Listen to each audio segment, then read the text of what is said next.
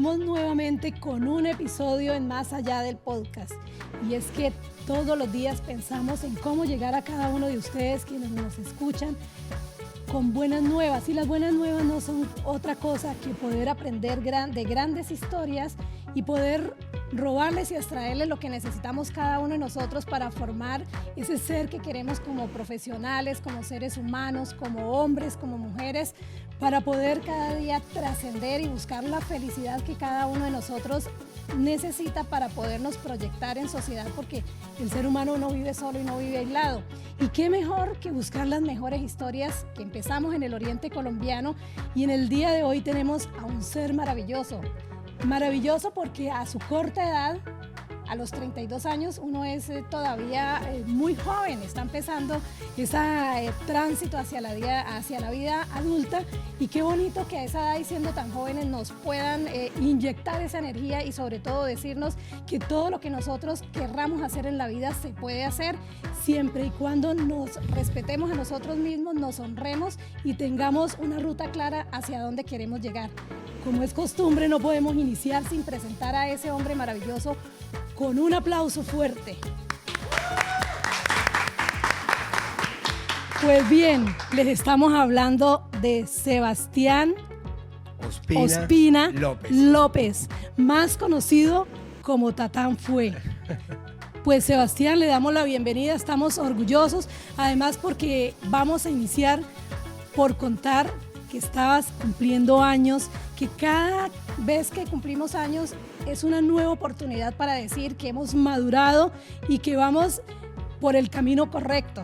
Y yo sé que has transitado por muchas situaciones bonitas que vamos en esta jornada a hablar, y que cada uno de ustedes va a ir tomando nota para construir a través de las experiencias de Sebastián ese ser maravilloso que cada uno de nosotros necesita ser.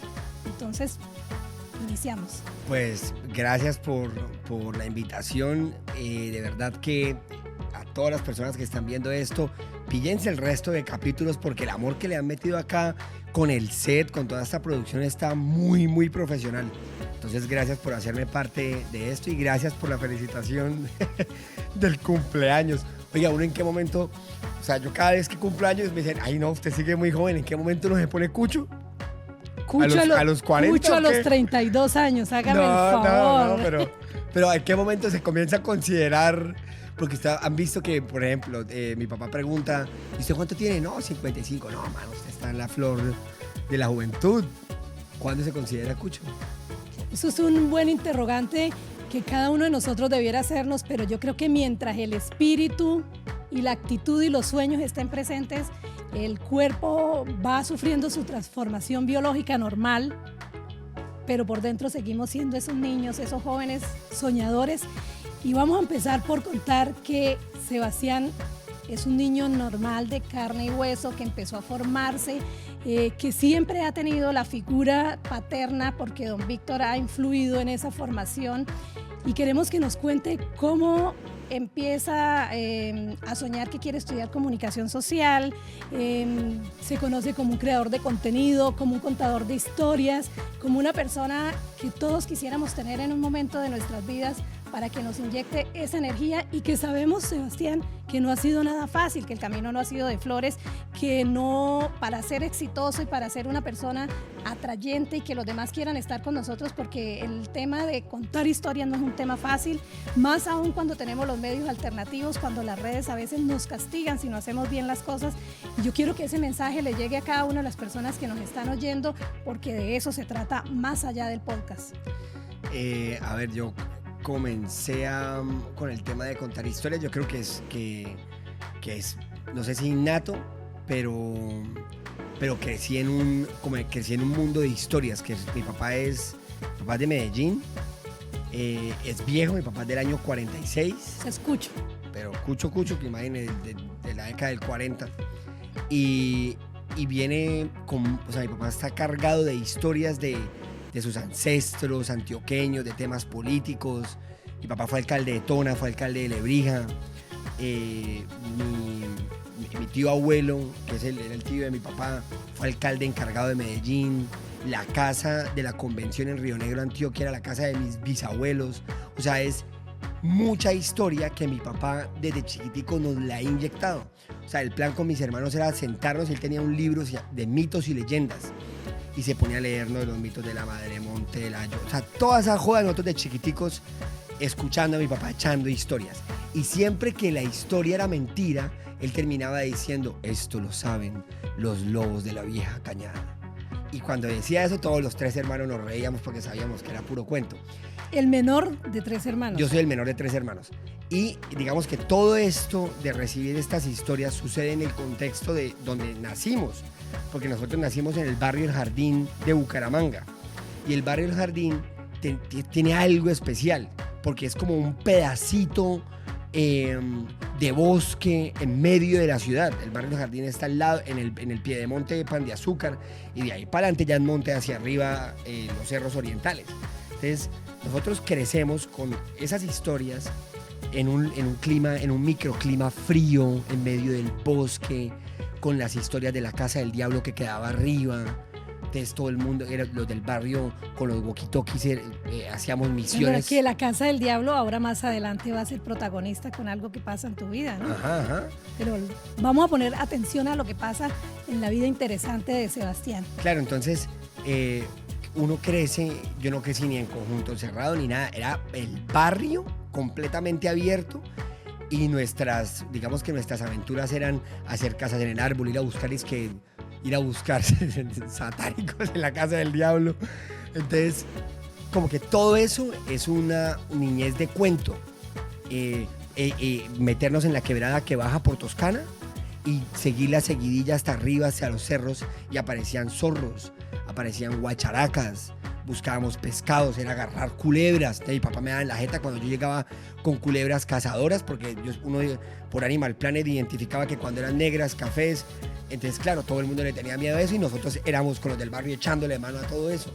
Es que estás diciendo algo muy interesante, sobre todo para los padres que no saben cómo educar a sus hijos, y creo que tanto la generación tuya como la mía, que voy un poquito más adelante, nos criamos con los mitos, con las leyendas, con las tradiciones, y qué bonito, hay que mirar cómo alejamos a nuestros hijos o a nuestros niños, o les ponemos horarios con el tema de los celulares o las pantallas o los computadores, para que ellos se adentren en esa infancia tan bonita de correr por los solares, por los patios, y tener la oportunidad de admirar la naturaleza. Si bien es cierto, se ha perdido esa temática de contar mitos y leyendas que eran fabulosos, y todos crecimos creyendo que esos mitos y leyendas sí ocurrieron, ¿no?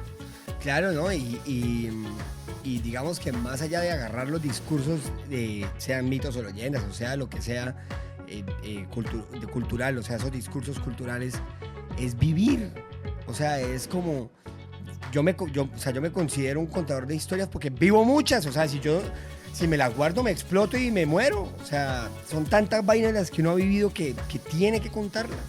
Entonces, digamos que mi raíz como contador de historia inicia en ese lugar, inicia en ese barrio de Bucaramanga, viviendo esa cantidad de historias o de cuentos que tengo. ¿Hasta qué edad estuviste ahí en el jardín? A los 13 años mis papás se separaron, y cuando se separaron vendieron la casa. La casa era una locura. Le decían la casa bonita, ahí en el barrio. Era la casa. Era la casa, una casa muy bonita, y abajo habían 2 lugares muy importantes de la casa: la discoteca y la biblioteca. Entonces, la discoteca era el primer piso y tenía pista de baile. Entonces, había muchas reuniones sociales porque había una pista de baile, tocadiscos en la mitad, una pared de long plays, otra pared de long plays, y mi papá se bajaba los domingos a bailar con mi mamá. Entonces ponía un disco de tangos, ponía un disco de boleros, y se ponían a bailar y yo me ponía a verlos bailar a ellos. Entonces, claro, usted esa joda las aprendes como los patos con las patas, viendo. O sea, si se me entendió la referencia, ¿no? O sea, claro, las crías aprenden con el ejemplo. Con el ejemplo. Viendo, mirando. Exacto, entonces, bueno, habrá cosas que aprendí, por ejemplo, cosas malas que aprendí pues por malos ejemplos, pero muchas buenas que aprendí con buenos ejemplos. Y el contraste de la pista de baile, la discoteca con la biblioteca. Y la biblioteca, pues, miren, yo no conocía una biblioteca que era de una pared a la otra pared, y en la mitad había un cuadro del General Santander. Claro, mi papá es abogado de profesión, entonces el viejo sabe muchísimo. El viejo Víctor. El viejo Víctor. Entonces, yo crecí crecí en un entorno análogo. O sea, por eso le tengo tanto, por eso intento mandar si yo pudiera, mandaría hasta miércoles para un inodoro, pero no puedo. Porque toca utilizarlo hoy en día. O sea, vamos tomando nota, la importancia de poder vivir nosotros mismos las experiencias sin que sea contada como hoy en día a través, que es muy importante la tecnología, pero hay que sacar tiempo para poder vivir. Yo creo que, Tatán, si no hubieses tenido esa oportunidad de ser tú, de vivir, de conocer de primera mano lo que eran esas historias, de poder transitar entre la educación, la familia, la lectura, no hubieras podido formar ese ser que tienes hoy en día. Pero en ese contraste, en la separación que nos hablas de tus padres, y queremos llegar acá para que pongamos atención porque viene un tema bastante importante en la vida de Sebastián, y es cómo él decide que va a estudiar comunicación social y estudia en la Jorge Tadeo Lozano en Bogotá. Comienzo en la Sabana y luego yo hice una y perdón por interrumpirla. Yo comienzo Relaciones Internacionales en la Tadeo, la reembarré y de ahí me pasé a la Sabana Comunicación Social y luego me devolví a la Tadeo a homologar lo que había hecho de comunicación y acabé al final con comunicación. Con comunicación social y periodismo. ¿Cómo contarle pronto? Y es que la pregunta iba dirigida ya porque queremos que todos nos escuchen y me encantó esa parte de la historia donde estás estudiando, eres un joven porque además todavía eres muy joven. En esa época ¿tendrías cuántos años? Cuando me fui a estudiar... Sí, allá a la Tadeo. A la Tadeo tendría por ahí 18, 19. 18, 19 años, donde queremos estudiar, donde tenemos la proyección de ser esos hijos todavía de familia, estudiar, formarnos.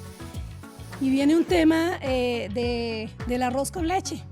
Uh-huh. Y entonces involucran a Sebastián en esa venta del arroz con leche y Sebastián dice, pues vamos o a gritar peto, peto, o a decir que ese es parte de un emprendimiento familiar y que es el mejor y único en el mundo. Uh-huh. Cuéntanos esa experiencia y si a nosotros nos debe dar pena el ayudar, el colaborar o cómo poder salir de ciertas circunstancias adelante sin darnos pena, porque ahora todo es pena y si yo de pronto no pertenezco a este círculo social o a este grupito, entonces me voy a sentir excluido y entonces mi autoestima, y a veces tenemos esos conflictos interiores y de eso se trata, de dar esas claves y esos ticsitos que todos necesitamos. Bueno, voy a agarrar como dos temas de los que hablaste. El primero es el tema de cómo terminé como comunicador social y el segundo es lo del arroz con leche. ¿Listo? Entonces, pues yo obviamente sabía que tenía capacidades para comunicarme, para hablar, porque digamos que en el colegio la única vez que yo hice bandera en mi vida, fue porque quedé como el mejor amigo del salón. O sea, yo nunca hice bandera por nada académico ni por nada de esa joda. Fue porque la gente votó que yo era como el amigo del salón.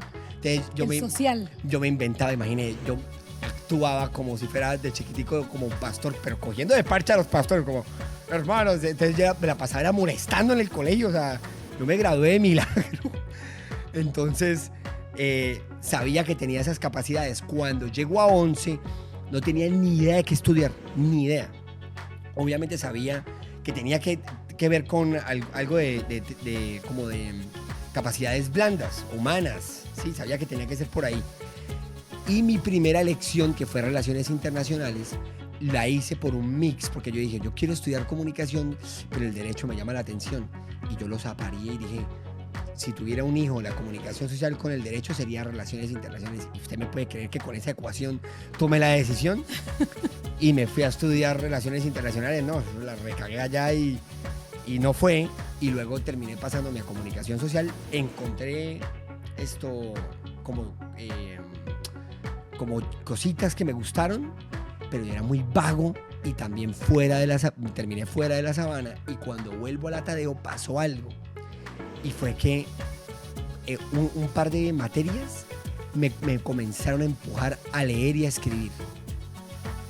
Y cuando comencé a leer, oigan, o sea, como el bazuco. Te entraste a un mundo interesante. Me enganchó. Un libro que se llama Bonsai, fue como de los primeros, y luego me leí Bonsai, y luego me leí un libro que se llama Jiménez, de Andrés Ospina. Y la profesora nos mandó a leerlo y a hacer un texto, un comentario a ese libro. Y cuando hago el comentario, ya unos amigos me habían dicho, Tatán, haga un blog. Usted cuenta historias, pero las cuenta en Facebook. Escríbalo en un blog WordPress o alguno de esos. Y escribí el comentario del libro en el blog. Pues, mano, lo publiqué y de repente el escritor del libro me comenzó a seguir por Facebook. Me aparece una notificación, Andrés Ospina lo quiere seguir, y yo, uy, calle la jeta, ¿será que este es el escritor? Entonces, pero antes de que avances, porque se trata de que todos nos adentremos y vayamos tomando nota de, como le llamo acá en Más Allá del Podcast, en ese cofrecito donde vamos coleccionando todas esas herramientas y regalos que ustedes nos van dejando acá.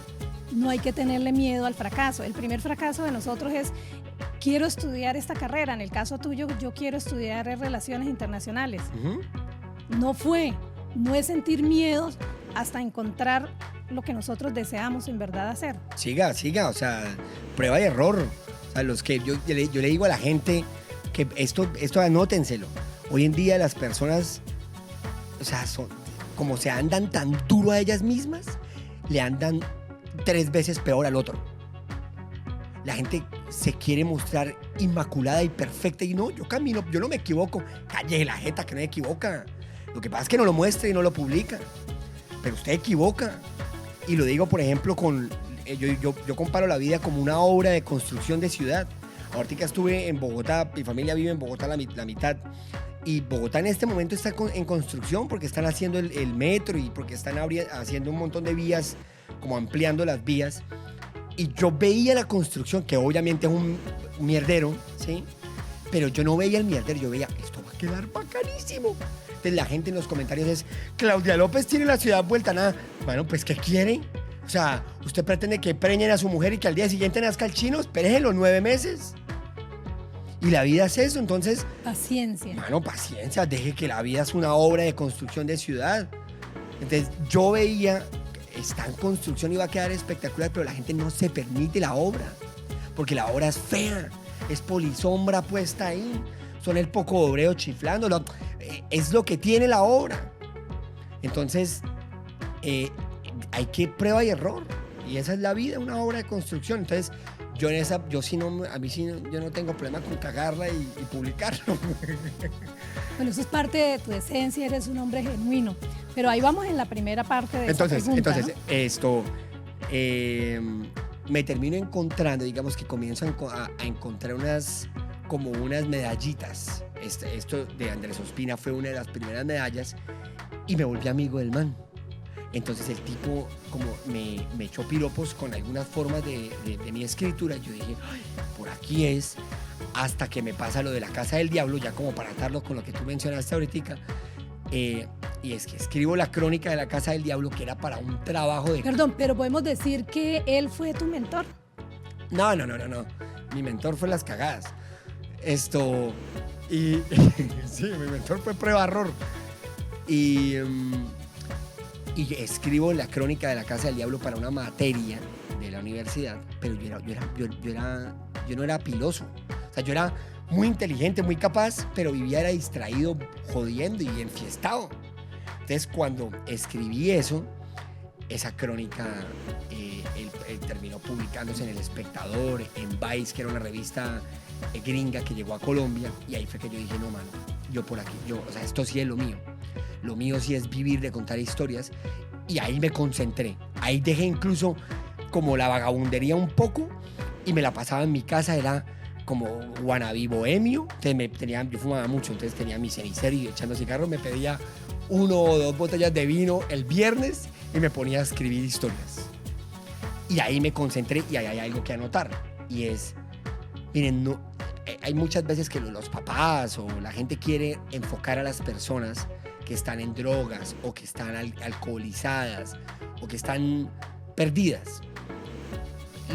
Yo digo que lo peor que usted puede hacer es reprenderlos. O sea, como la reprensión no lleva a nada. Mal. Sí, mano. Mal. La gente ya sabe. O sea, la gente sabe que está mal, pero igual lo hace. No hay nada más poderoso que encontrar el propósito. O sea, yo tengo muchos amigos que eran un desastre y cuando encontraron como la línea suya de su emprendimiento o lo suyo, esa gente ¡bum!, se enfocó y su nueva droga se volvió su emprendimiento, su nueva droga se volvió su proyecto. Tengo muchos amigos, aquí hay muchos casos, por ejemplo, Pipe, el de la peluquería de la 37. Yo conozco a Pipe cuando ambos éramos unos locos y lo cuento acá porque lo ha contado públicamente. Él también se pegaba sus jodas, ¿sí? Y el man tenía esa actitud, de vicioso. Pero lo importante es salir, ¿verdad? Lo importante es tener ese propósito. Pipe sigue siendo un vicioso, pero con la peluquería. Enamorado de lo que hacemos y con pasión. Claro, mire, Pipe a las 4 y pico de la mañana está levantado corriendo, se toma su café a las 6. El man tiene plata con la misma madre peluquería. El man abre a las 8 de la mañana su peluquería y los sábados la cierra a la 1 de la mañana y es el dueño. O sea, él agarró ese mismo ímpetu que tenía para enlocarse y se lo inyectó todo a su proyecto de vida. O sea que los papás, en vez de estar jodiendo a los chinos, deberían intentar acompañarlos en el caminar a ver cuál es el propósito de ese chino. Pues acá eso es lo que estamos intentando, llevar tipsitos que nos sirvan a todos para encontrar el propósito, porque todos nacimos con un propósito. Y pillen esto, y ya lo alineo con el arroz con leche. El propósito está ligado a su historia. La gente que le tiene pena a su historia, es la gente que se termina perdiendo. Porque fíjese que... Me encanta lo que estás diciendo porque la mayoría de nosotros nos vamos a incluir en este mundo tan globalizado que en la sociedad nos pasa muchos. El qué dirán, el no lo voy a hacer, y de esos pequeños sueños e intentos nacen los mejores proyectos o emprendimientos. Pero nacen de abrazar su realidad. Si usted pretende construir desde una imagen suya ficticia o intentar saltarse 5 pasos, esa joda se va a caer. En cambio, la realidad, se lo digo, voy a poner el ejemplo de él y voy a poner el ejemplo, y ahí lo ato con el arroz con leche. El ejemplo de él es, pues hermano, si yo no nací con una familia con dinero y lo único que tengo es un tío que es peluquero y mi realidad es lavar cabezas y doblar toallas, pues hermano, desde ahí tengo que comenzar a construir. Y el man comenzó a construir desde ahí. Y claro, en un mundo tan imbécil como algunas veces es, que usted le pregunten qué quiere ser y usted responda, yo quiero ser peluquero, la gente se le va a reír. Pero ahora ríansele viendo lo que el man ha hecho. Y además siendo modelo, ¿no? Siendo de modelo. Y de querer seguir y poder estar en la... Y de hacerlo diferente. El man cambió por completo la imagen de lo que era ser un peluquero. Y después de ahí comenzaron a salir otras peluquerías en Bucaramanga, siguiendo más o menos el formato que él estableció. Entonces, qué chimba que usted pueda agarrar lo suyo. El mute que hace su abuela, el carpintero que es su papá, el mecánico. Solamente cámbiele la manera. Es que yo digo que el que tiene la herramienta en la mano es el que tiene el sartén por el mango. Pero ese es el del oficio, el mecánico, el cocinero. Ese es el que tiene el sartén por el mango. Bueno, pero mano, estamos acá sentados, estamos ya con una carrera que ya la tenemos acá agarrada por el mango, como dices. Uh-huh. Pero no nos vas a embolatar, por supuesto, todo ese proceso que has tenido que vivir, y parte de ello fue ese tema del arroz con leche. Claro, entonces yo agarro en ese momento, me encuentro primero a mí mismo como contador de historias, y luego surge en la familia el tema del arroz con leche, que fue como una salida, porque mi familia estaba llevada del pata, o sea, mi familia estaba separada, dividida, y yo creo que yo era uno de esos agentes de división, porque yo era un loco.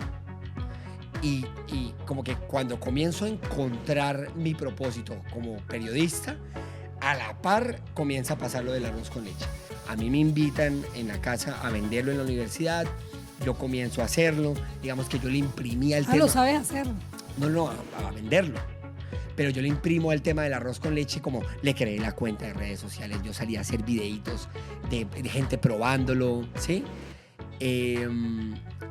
Y para la gente que no lo sepa, pues cualquiera lo mismo, le daría pena ser el man del arroz con leche en la universidad. Pero lo viste con otros ojos, que es lo importante de la historia, lo que tenemos que transmitirle a todos los que nos oyen para que no les dé pena precisamente lo que tú estás diciendo, que me vean o que mi mamá lo hizo, o que mi hermano lo está haciendo. No hay que darnos pena. Para adelantarnos al final, como les quiero confesar que en este momento estoy en un momento, o sea, hoy acá en esta entrevista estoy en un momento en donde quizás sin darme cuenta volví a la misma como actuar de manera contraria a lo que les estoy compartiendo. O sea, me intenté ir a México quizá a perseguir o a alcanzar esa imagen errada de cómo se supone que tienen que lograr los objetivos, y abandoné, por ejemplo, el negocio de la familia. Pero en ese momento, digamos que te sirvió porque y es el mensaje que queremos transmitir, es la cooperación y la colaboración que se debe dar en ese momento. En ese momento lo hiciste. Claro, toda la familia se unió alrededor del arroz con leche y lo sacamos adelante y terminamos montando en los mejores lugares de Bogotá los locales después de vender a pie. ¿Altagracia tiene que ver algo con ese arroz con leche? Claro, así se llamaba en principio, hoy se llama López y Gracia. Entonces, pasamos de venderlo a pie, luego a venderlo como vendedores ambulantes en un carrito en la calle y luego a montar los locales. Fue así, poquito a poquito, ¿sí? Pero hubo un momento... O sea, no nos debemos desesperar, hay que ir poco a poco. Exacto. Sea en el estudio, de a poco, pero con raíces, con fundamento, con bases sólidas. Y acá, y anótense esto los del podcast. Yo no sé si error o lo que sea, la vida lo va llevando a uno, o Dios lo va llevando a uno. Porque llegamos hasta ese punto con el negocio y dejamos a mi hermano solo. El administrador de empresas lo dejamos solo. Al principio todos nos unimos. Un ingeniero, un administrador y un comunicador, el que está aquí con ustedes. Nos unimos y le metimos la ficha al negocio de la familia, que era el arroz con leche. Y hubo un momento en el que el ingeniero dijo, no, yo me voy por lo mío, y mi hermano ahorita vive en Lima y ahora va a vivir en Holanda, el ingeniero. Yo agarré por mi lado y dejamos al administrador, este es su negocio. Pero ahora la empresa nos está volviendo a pedir que todos nos volvamos a unir. Entonces, yo me había ido para México a hacer lo mío y tal, y me devolví a Colombia a sacar mis papeles de la visa y me la negaron. Y ahorita uno de los mensajes que estoy sintiendo es, mano, agarre las riendas del negocio de su familia y encárguese de toda la comunicación de la empresa. ¿Y cuál es el mensaje que les quiero decir? El mensaje es, mano, hay un poder, hay algo poderosísimo en la unidad. Poderosísimo, poderosísimo. Voy a poner otro ejemplo local. Otro regalo, la unidad.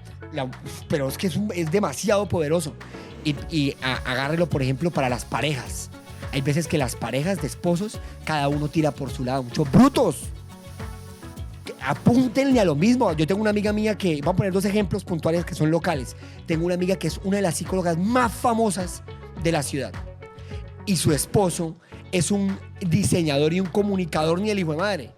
Y el man tira a comunicarle a todos los demás, pero al proyecto de la familia y de la casa, no. Yo les decía, únanse. Si usted agarra las capacidades que tiene su mujer, que es una clínica psicológica que no tiene igual, y usted hace los videos, los diseños, mano, ustedes no los para nadie. Pero porque uno siempre tiras para afuera. Y otro ejemplo son los Camachos, los de las hamburguesas, los Camachos y todo eso.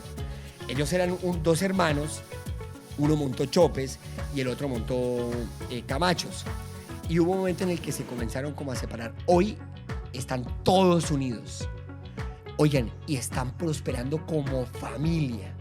Entonces yo me he dado cuenta que cuando usted voltea a mirar hacia su familia y hacia lo que tiene su familia y se abraza, mano, esa joda es un círculo de fuego que no se le mete.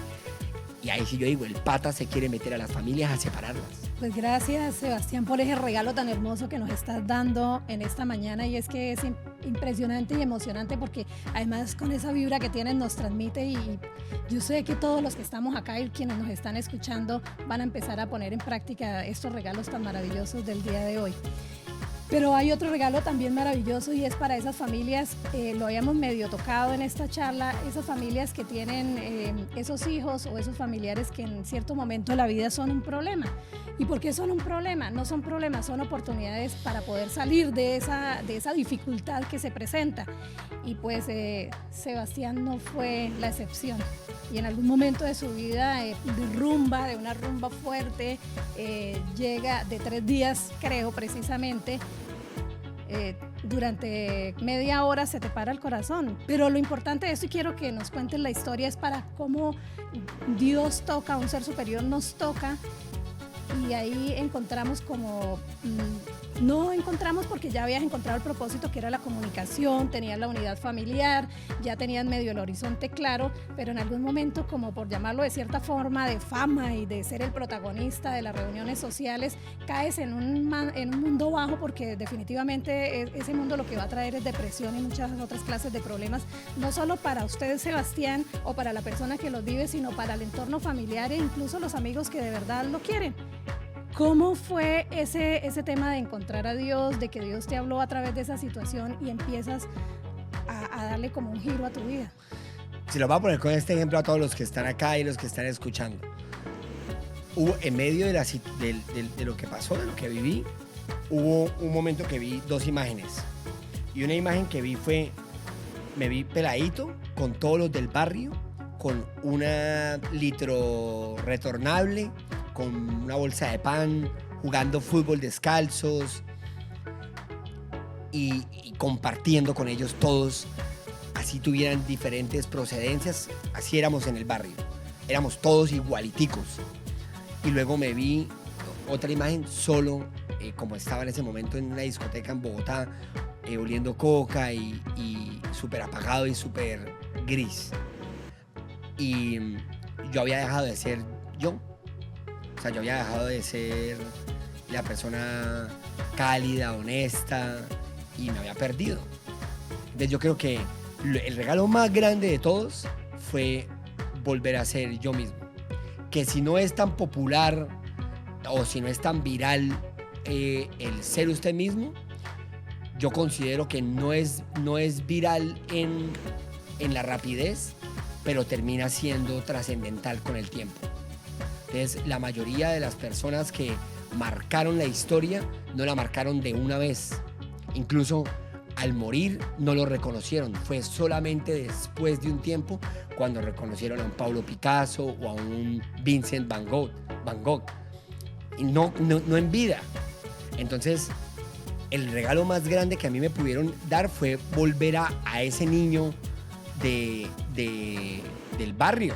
Entonces, todos estos 6 años que llevo después de ese acontecimiento han sido viajar por Colombia, viajar por diferentes lugares, a eso mismo, a sentarme con la gente, a escuchar las historias, a comer pan. Pero me encantaría, antes de que sigas, que me parece muy interesante, que le regales a esas personas con tu experiencia y a través de mirar esta foto que te voy a mostrar en este momento y que tú la vas a mirar y si quieres la vas a mostrar a la cámara, le vas a regalar cómo pasar de un mundo tan ficticio, tan irreal, donde creemos ser los mejores y haber encontrado esa posición y aceptación porque somos los mejores o los más reconocidos, los más arriba, los más top en estos temas tan banales. ¿Cómo salir de ahí, de esas situaciones y dejar ese hombre atrás? A ver. Esto fue antes, ¿no? Sí, eso fue antes. Tómala. A ver. No, yo creo que esto, y eso que eso fue lejos de cuando me pasó lo que me pasó. No, a mí me pasó algo y fue que yo pude ver. O sea, para mí hoy en día aún es innegable. O sea, ya no puedo volver atrás. No puedo. Pero ¿cómo haces para esas personas que no han gozado de esa bendición que tú pudiste salir de ahí y lo viste?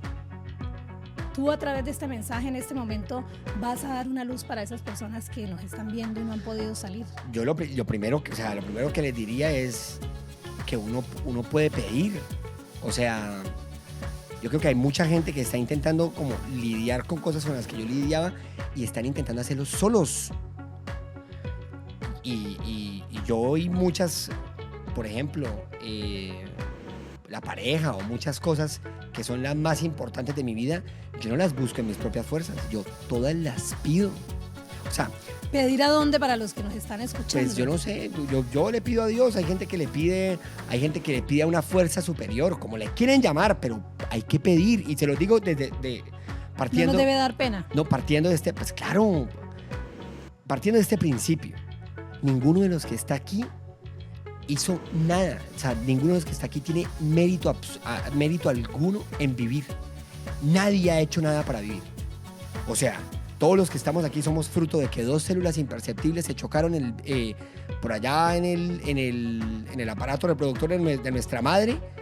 Yo no sé si han visto la imagen de esas dos células chiquiticas chocándose, sale un destello de luz y de repente ese hijo de madre destello de luz comienzan a salirle patas, cabeza, mano, eso tiene huevo.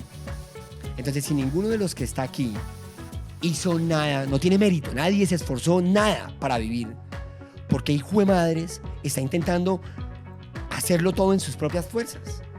O sea, nuestra propia vida es un regalo, nos la regalaron. Oh, respira a ver si le llega la cuenta a la casa. No le llega ninguna cuenta. Las cosas vitales de la vida son regalos, son gratis.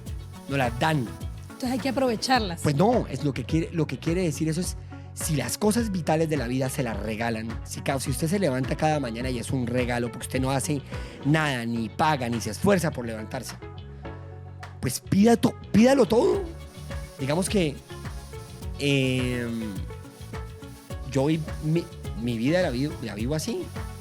Todo lo que hoy en día a mí me cuesta muchísimas cosas, me cuesta muchísimo muchas vainas, pero yo no me complico con eso. Yo, digamos que en mi tiempo con Dios, yo primero soy vulnerable y le digo como, mano, esto está súper difícil, esto me cuesta, estoy frustrado, estoy emputado, y pido. O sea, soy vulnerable y pido.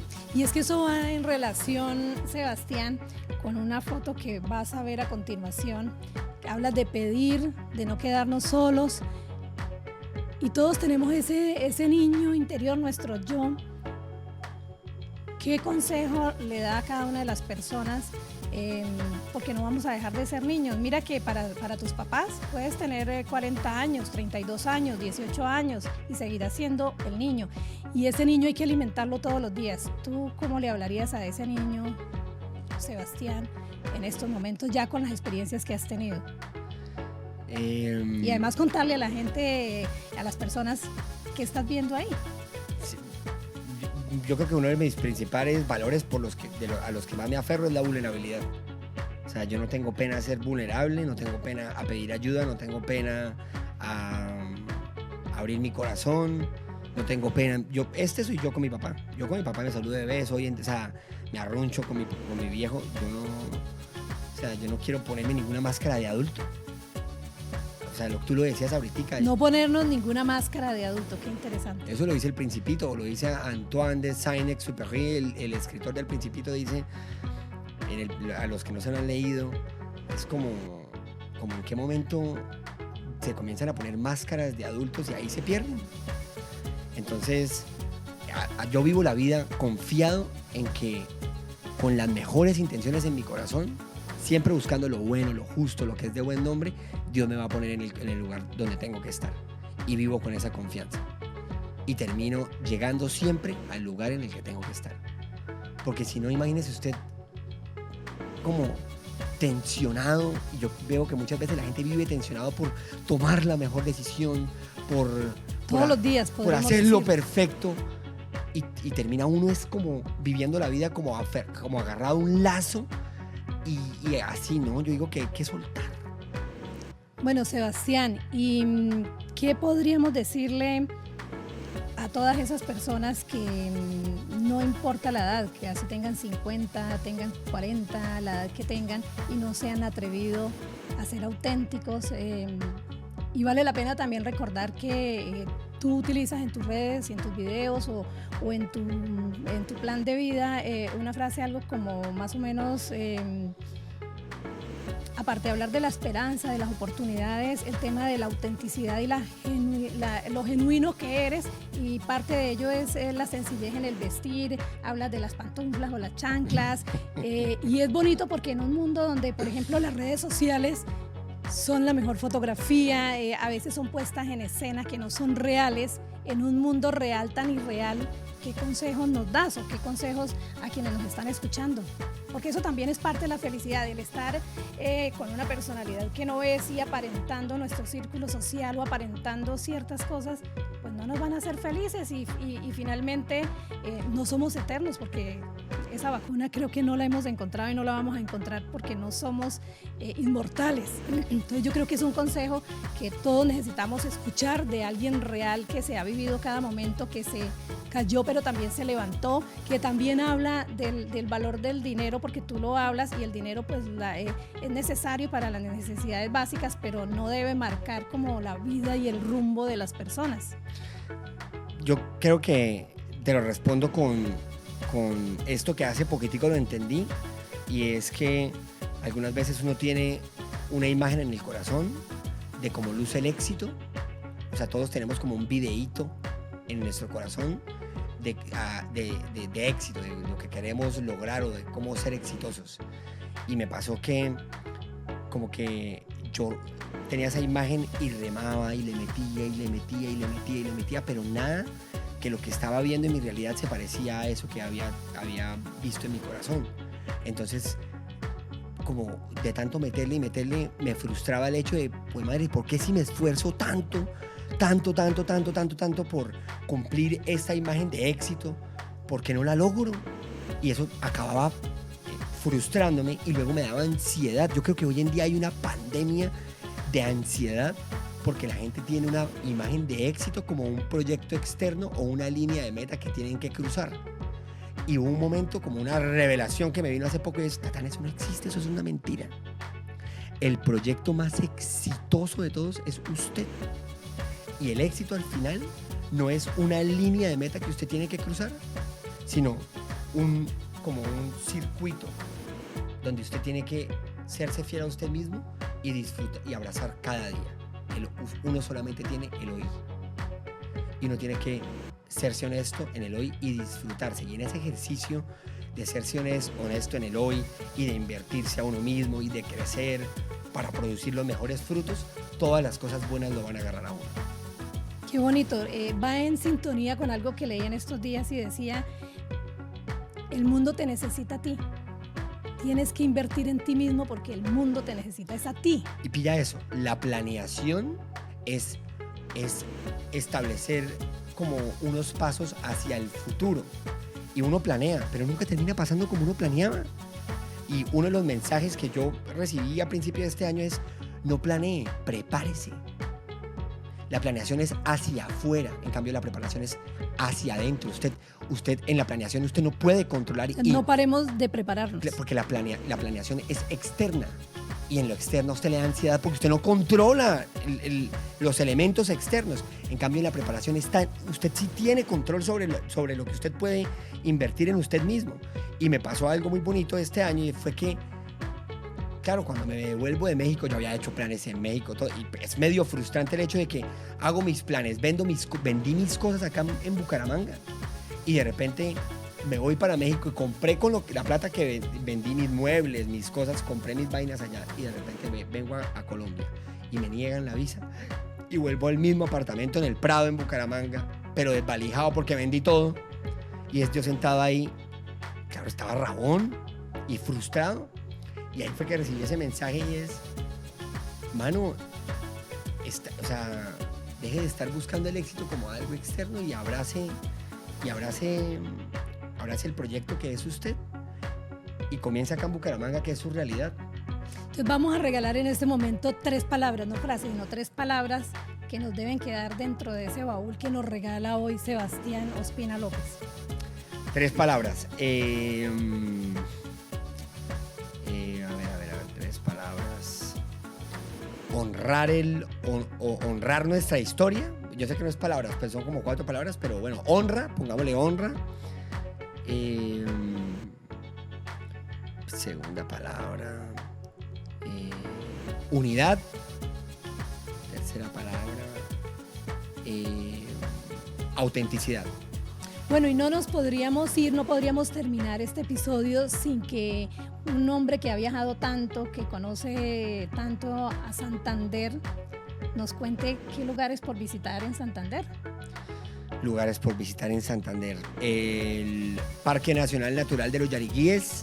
Uno puede entrar por San Vicente de Chucurí. Hay como una reserva de aves espectacular. Ese lugar vale la pena. De ese lugar vale la pena que caminen por unos senderos que son hechos por los osos de anteojos. Bueno, el 2.